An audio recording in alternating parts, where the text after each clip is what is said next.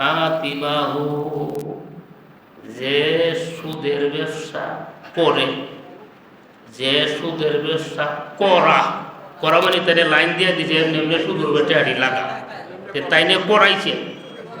যে সুদের ব্যবসা করে, যে করা কত রয়েছে, যে লেগে যে সাক্ষী দেহে কত রয়েছে, ৬০ জনের উপরে আল্লাহর রসুলের লানত, নবীর লানত ৬০টার উপরে।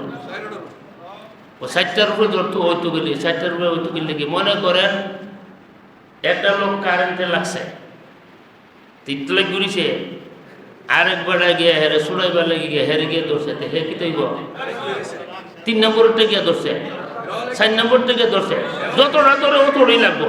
হে যদি আমি কারেন্টে তো বেড়া শুনলেও নে ধরছি, আরে কাতার বেড়া শুনলো কারেন্ট আছে তো, ঠিক না বেটি?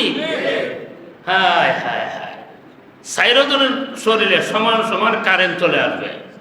ও যদি ৪ নম্বরের বেড়া, আমি তো কারেন্টটা ধরছি না, আমি তো ৩ নম্বর বেড়া শরীরও নে ধরছি, আমার কারেন্ট লাগতে হলে তুই কারেন্টে গিয়েছি জাগা তার কলকাতা কারেন্টে গিয়েছি গিয়ে আসতেছে। এই ব্যবসা সমাজের রন্ধ্রে রন্ধ্রে ঢুকে গেছে, আসছেন না? গোলটুপি লাগাইয়া পাঞ্জাবি লাগাইয়া তসবি টিপলে কাম হইতো না এই ব্যবসা যদি থাকে, ঠিক আছে নি? আপনারা বুঝে হইতেছ? আমি বললাম আমার পক্ষ থেকে একটা কথা আমি বলে নাই, আমি আল্লাহর বাণীগুলো শোনাই যেতেছি। রাসূলুল্লাহ সাল্লাল্লাহু আলাইহি ওয়াসাল্লাম আকিলার রিবা মুকিলাহু শাহিদাহু কাতিবাহু। অনেক হাদিস সুদের নিষেধের ব্যাপারে আল্লাহর রাসূল 1400 বছর আগে বলে গেছে। মেরাজের রাত্রে নবী যখন জাহান্নাম দেখছে, জান্নাত দেখছে, এক জায়গার মধ্যে গিয়ে দেখে একদল মানুষ, তাদের পেটগুলি বিরাট বড় বড় ঘরের মতন, এত বড় পেট, আবার পেটের চামড়া এমন উপরে দিয়া পেটের ভিতরটা দেখা যায়। সুবহানাল্লাহ। নবী দেখে তাদের পেটের ভিতরে বড় বড় সাপ। আরে বাবা, আরে বাবা, পেটের মধ্যে কৃমি হইলে মানুষের ঘুমও ধরে না, আর এরার পেটের মধ্যে হইলো বড় বড় সাপ। আল্লাহ নবী বলেন জিবরাইল মান হাউলাই, আরে এরা কারা, এত বড় কপাল পোড়া, তাদের পেটের মধ্যে বড় বড় সাপ, বুঝলাম না। তখন জিবরাইল আমিন বলেন ইয়া রাসূলুল্লাহ, তারা দুনিয়াতে সুদের ব্যবসা করত। ও নাউজুবিল্লাহ কইতো না, এটা বিলকুল ছেড়ে দেন, এই কারবারের কাছে যাইেন না।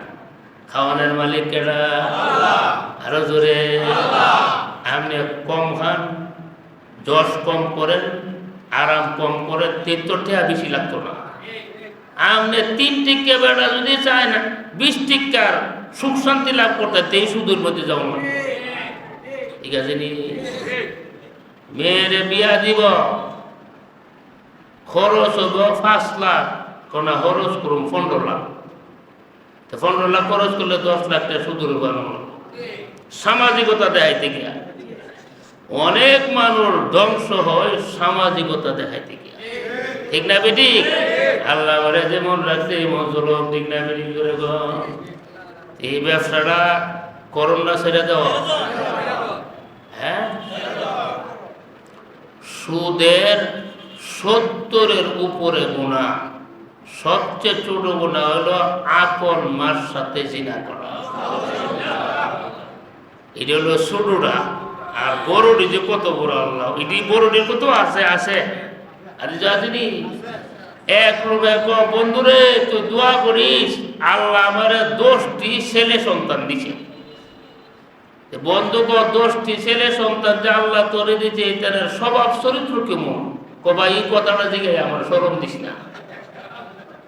10টা আল্লাহ মাল্লাহ আমার দিছে কথা ঠিক, যে ছেলেরা সবচেয়ে ভালো এটা আমার সালা না। হ্যাঁ,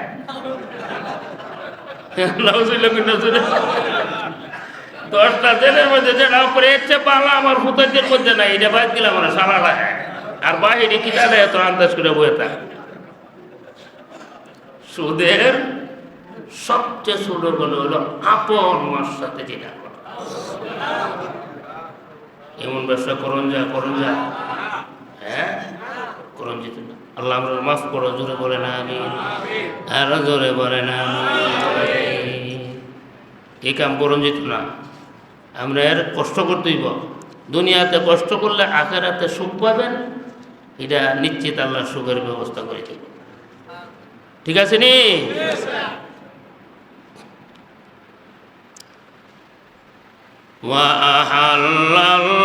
ওয়াহাল্লাল্লাহুল বাইআ ওয়া হাররামার রিবা। স্পষ্ট আল্লাহর কথা। আল্লাহ ক্রয় বিক্রয়কে হালাল করছেন আর সুদকে আল্লাহ হারাম করছেন। কেন করছেন? অবশ্যই এর মধ্যে আমরা যে কোনো একটা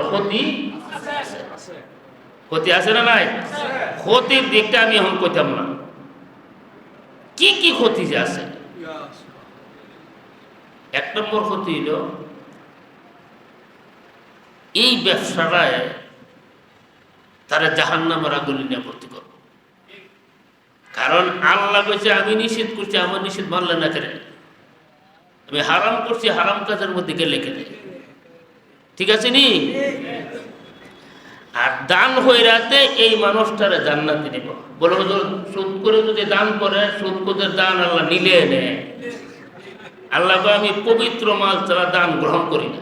এটা আল্লাহ খুশিনি আমি কি কইতো কাল্লা তো খুশি, আবার করবো নজর বিষয় কথা কইছে না কিতাব রয়েছে না। ওই দিন কইছে আল্লাহ কিতাব কইছে দেখেন মিন তাইয়্যিবাত, কাল্লা খুশি না?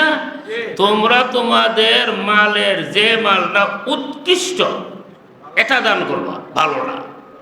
এখানে হারাম মাল যদি কেউ আল্লাহর পথে দেয়, আল্লাহকে এই মাল আমি নেই না, এটা গ্রহণ করি না।